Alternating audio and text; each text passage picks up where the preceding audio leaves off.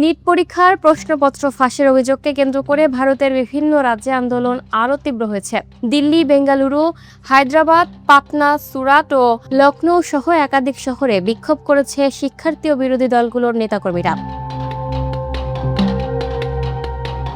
কেন্দ্রীয় শিক্ষামন্ত্রী ধর্মেন্দ্র প্রধানের পদত্যাগ সহ শিক্ষা ব্যবস্থার সংস্কারের দাবিতে আন্দোলন অব্যাহত রয়েছে। এরই মধ্যে কংগ্রেস নেতা রাহুল গান্ধী, প্রিয়াঙ্কা গান্ধী এবং সমাজবাদী পার্টির নেতা অখিলেশ যাদবকে বিক্ষোভের সময় আটক করার ঘটনাকে ঘিরেও রাজনৈতিক উত্তেজনা বেড়েছে। পরিস্থিতি নিয়ন্ত্রণে দিল্লিতে নিরাপত্তা জোরদার করা হয়েছে এবং 16টি মেট্রো স্টেশন সাময়িকভাবে বন্ধ রাখা হয়েছে। তবে সরকারের পক্ষ থেকে আলোচনার উদ্যোগ নেওয়া হলেও বিভিন্ন রাজ্যে বিক্ষোভ থামেনি। এদিকে সিজেপির আন্দোলনে পুলিশের অতিরিক্ত বল প্রয়োগের অভিযোগে দায়ের হওয়া জনস্বার্থ মামলায় দিল্লির হাইকোর্ট কেন্দ্র সরকার ও দিল্লি পুলিশকে নোটিশ দিয়েছে।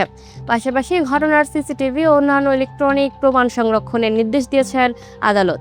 পরবর্তী শুনানির দিন ধার্য করা হয়েছে আগামী 11 September. Lucky Akter, up to date news, Dhaka.